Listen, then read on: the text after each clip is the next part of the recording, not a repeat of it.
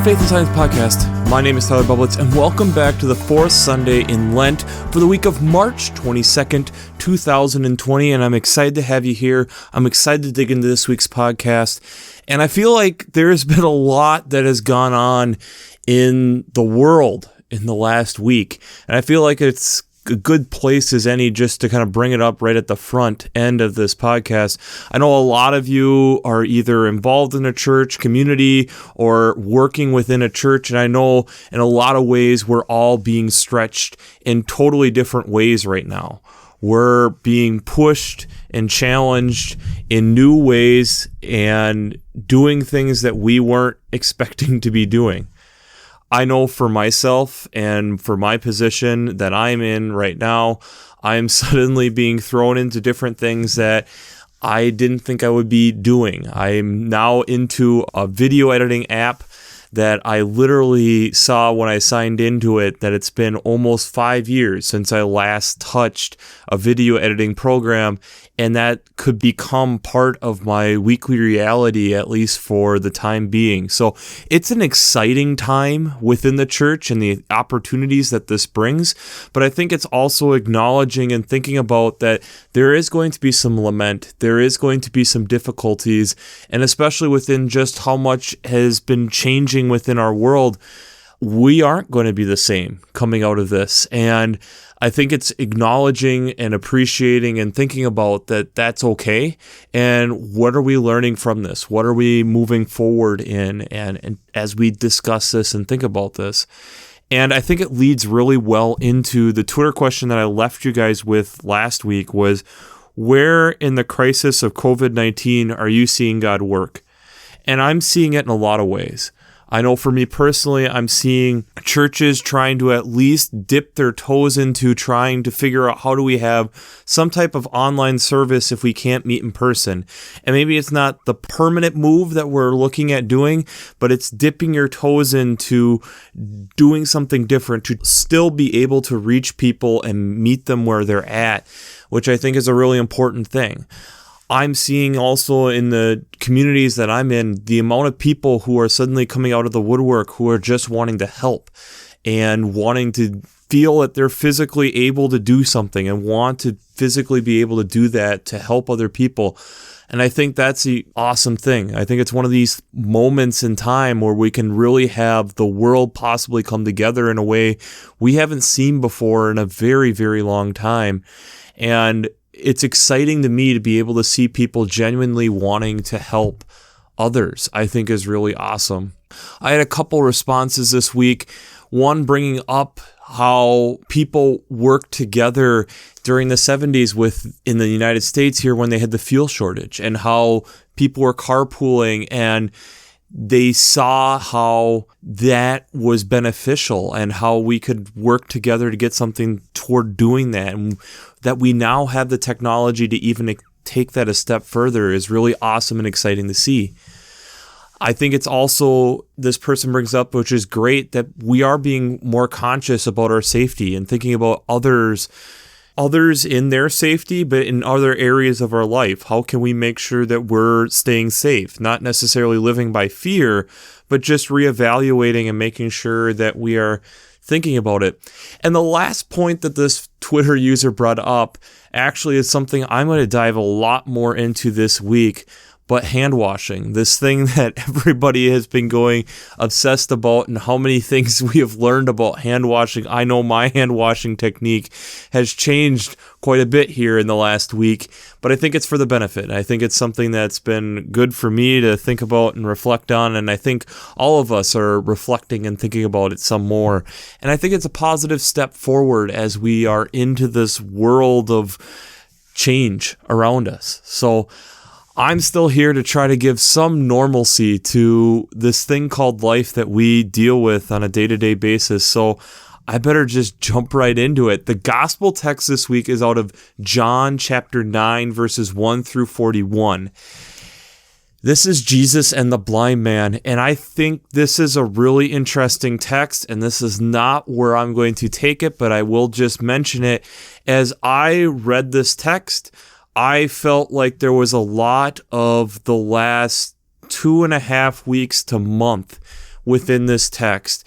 And I think the example that I'll tie into with faith and science will kind of bring it out a little bit more. But I think remember, as you are going through this text, as you're potentially preaching on this text, remember that there might be some baggage based off of what's been going on that this text can bring up. And so be a little cautious as we tread into this text this week. So you have Jesus seeing this blind man.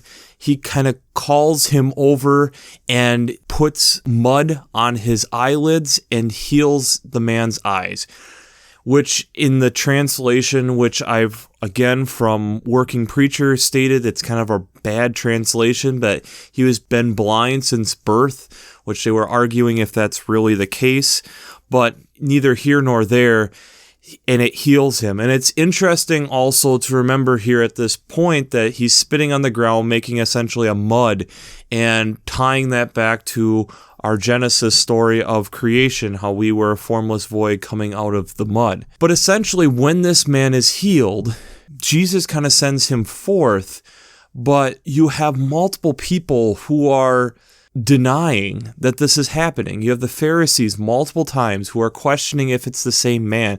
People around who are questioning. They call in his parents not once but twice to ask, is this the same man? And yet, even as we get toward the end of this reading, you get the impression that there are still so many people who don't believe it, but yet the man does. And the man is starting to recognize and understand who this must be.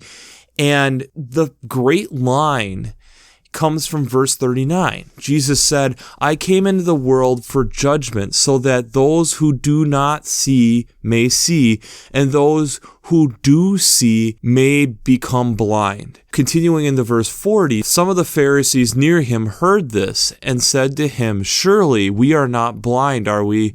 Jesus said to them, if you were blind, you would not have sin. But now that you say, we see, your sin remains. Continuing there to verse 40. So this idea of how we are blinded at times to our own sin, and we overlook and mistake things that we see as fact and we don't understand. It doesn't fit our worldview. We just have a hard time understanding. And sometimes we are blind to that. The first reading is from 1 Samuel chapter 16, verses 1 through 13. And it's an interesting reading to me that this is being paired up with this text, because now you have the Lord coming to Samuel, so the prophet who is with the Israelites, and we have to remember the backstory here of that Saul is the king, and God didn't initially want a king over Israel. The people insisted. They get Saul. Saul does well for a while, and now Saul has fallen off. And essentially, Samuel is leading an overthrow of Saul. So we have him going to anoint the next king. He goes into Bethlehem and gets the elders who are trembling and essentially goes through the process to make sure that they are sanctified to be able to go to this process. They go to Jesse. Jesse has his sons there. They're going through his sons. None of them. And it's none of them. The Lord is speaking to Samuel and saying, Samuel then goes and asks the father, do you have any more sons? And yes, there's the youngest. He's out with the sheep. We don't think anything of him. Bring him back. And that's the one that God had wanted to be anointing to be the next king, the one who was overlooked, the one who was not thought of highly, the one who was the low, the meek, the person that was rejected is the one who is going to be the next king, David, and arguably the best king that Israel ever had. The psalm this week is arguably the most familiar psalm in our whole Bible, is Psalm 23, the Good Shepherd Psalm, going through and reminding us how the Lord provides for us and is willing and able and is there to guide us through these times when things are hard. And as long as we trust that process, that the blessings and mercy of God will continue to shine forth day after day after day for our whole life. The second reading is from Ephesians chapter 5, verses 8 through 14. And it's a nice breakup of these weeks of Romans that we get from Paul, reminding us that we are children of the light, and that then we should bear that light and expose it, and that it becomes a part of who we are, that others can see that we are of the light and that it is shining through us, that Christ is working through us every single day. But before we get into how this ties to faith and science, we have to do our shameless plugs for Working Preacher. If you haven't checked out Working Preacher, I'd highly recommend it. Between their Sermon Brainwaves podcast, their commentaries, their discussions, it's such a great resource to have 4 seminary professors from Luther Seminary in St. Paul, Minnesota, discussing the week's text, plus multiple commentaries, plus discussions on multiple different things. There's things up there right now talking about COVID-19 if you're wanting more discussion on that from a Christian viewpoint. It's such a great resource. So if you haven't checked out Working Preacher, I'd highly recommend it. Since I'm not an ordained minister, I use them on a weekly basis to be able to help me bring you this podcast week after week. My second shameless plug is for God Friended Me on CBS. Again, if you're needing something to catch up on, to binge, to even really look into, God Friended Me is the thing I would recommend right now. It's this great show of being able to see how God works in individual people and in ways that feels really relatable to the world in which we're in, and not just some story from long ago, but really embodies it, I think, really well in the characters. And it's a really intriguing story that they have really good writing for the episodes week after week, plus good long arcing themes. So if you haven't checked out God Friended Me on CBS, I'd highly recommend it. When we look at these stories, I feel that there are 2 things that stand out, is doubt and trusting God. The doubt that comes from man, the doubt that comes from our human existence, the doubt that comes from us thinking we know better. That doubt that's there, that questioning, the healthy questioning at times that we only have within our own lives. But yet, when we're finding excuses like we have with the Pharisees because it's the Sabbath day, that can't be the Son of Man, because of, is this guy even the same guy? All these doubts that we have, and not understanding and acknowledging that something greater could be at work, is a problem. This is not the first time, nor will it be the last time in human history that this has happened. We even see it here in the first reading from 1 Samuel, that the people wanted a king. God had told them that, no, you don't want a king. And yes, we do want a king. So he gives them a king, and it ends up being a bad king.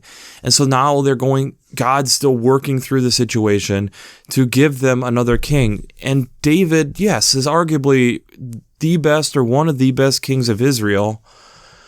But at the same point, we see throughout the text that he was still a flawed human being. Science is not any different with this. And I know that we're kind of probably bombarded with COVID-19 stuff, and so I really didn't want to go that route. But I did find a route that isn't directly related to COVID-19, but yet still touches it in a way that we're all relating to now, that I think is a bit of a fresh story that a lot of us probably don't know. The person who came up with hand washing. Hand washing, we know now, is just a basic part of cleanliness. This basic idea of being clean and how we maintain our own health is partially due to that you need to wash your hands. You are going to eat a meal, you wash your hands. But that was not always the case. Let me introduce you to Ignaz Semmelweis, who was a Hungarian doctor, and he was working in the 1840s in charge of 2 maternity clinics within Vienna's General Hospital in Austria. And he had noticed that there were the two wards, the two birthing rooms, one that was done by midwives and essentially people training to be midwives, and one that was done by doctors.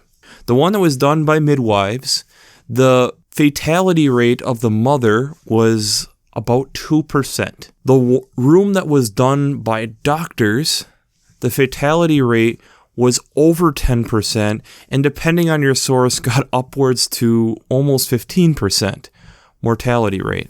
And so he was then trying to figure out what was going on. Why was this happening? What was the thing that was causing the differences? Is it the same hospital? It's just the question on where they're at. And he started looking at the schedules of the people that were working here, that the midwives were pretty much doing midwife work all day, whereas the doctors typically started their day in the morgue and then would eventually get to the birthing room at the end of the day. And at that time, it was seen as like an honor masculine thing that you would have your dirty hands, that you would have this dirty apron that showing the blood of the people that you had worked on in the morgue. That like, oh, look, I did something. I was researching this morning. This is before germ theory is a thing. So people aren't understanding this. And the idea that was roaming around and why the one part of the hospital was having women die and the other part not nearly as much was stale air. That the air, there was something just happening in the air, and Semmelweis wouldn't take that. And so he decided that what if it's something on the hands? And so he started doing some basic disinfecting techniques. And in that, getting these doctors to buy this, he watched the mortality rate in a year drop to under 2% for both sides. He got it to where it was 1.2 to 1.3% mortality rate. It was huge. It was crazy. This was a huge, huge breakthrough. He starts going and trying to talk to other doctor colleagues because this is a catastrophe that is going on. This birthing fever is what they called it, was taking over Europe, and the doctors wouldn't listen to him. These committees, these groups that were designed to look into this said, you're absolutely nuts. His supervisor in the Vienna clinic essentially helped get him out of the Vienna clinic, and he moved back to Budapest where he was born, and he did the same thing there. He ended up drastically dropping the mortality rate of women giving birth, and yet still was seen as a crazy, as a lunatic, literally putting him into a mental hospital where he died in the 1860s. Not long after he died, Louis Pasteur, who you've probably heard of, or that sounds familiar as in pasteurization, which you get on your milk, discovered and brought forth germ theory, which still took an extended amount of time to fully gain traction. But based off of the experiments and what he had done, he was better able to show and represent what had happened and why there was actually some evidence behind it. Whereas Semmelweis only had observational data and could not explain what was going on. What we know now was microorganisms, not only bacteria, but the microorganisms that are there were causing disease in the body, which was a monumental mind shift to have that idea thrown out, to understand illness that way was monumental, was a huge shift. When I look at this text and think about what Jesus is saying, and this poor blind man, where his parents are essentially saying, ask him, he's of age, he's old enough to say it for himself, but yes, he's our son. And yet they deny him, they deny him, they deny him, they deny him. This can't be this guy, it can't be this, and that guy can't be the Savior because he was doing healing on a Sabbath day. This can't be the man. Just doesn't that sound very similar to it can't be just a simple hand washing that's causing this to happen. Semmelweis, one of the things that was kind of the major signaling point that he was onto something was one of the doctors in his Vienna hospital, while in the morgue, cut his finger and ended up getting the same type of birthing sickness that all these women were having, the same symptoms and all this, and ended up dying. And for him, that was enough to say there has to be some correlation here. The symptoms were the same. Everything was the same. But yet, when he was going and showing his evidence to larger scientific bodies, they weren't acknowledging that. They weren't willing to open up their mind to the possibility that maybe their idea was wrong. The Pharisees at the end are questioning if they are the ones who are blind. And Jesus responds that if you say that you have no sin and that you see, you're blind. You're missing something. You're not seeing the whole picture. There's so much within science and so much within faith that we are not seeing the whole picture. And we have to remember and acknowledge and keep that door open to other ideas. In the world in which we're in, as we have gotten more and more opinionated, I wonder is if a catastrophe of like that we're in, does it allow for us to have the possibility for us to allow in more possibilities? Does it help us see that in ways that we have been a Pharisee and not letting in new ideas and genuinely listening, because we have to remember we're not in control.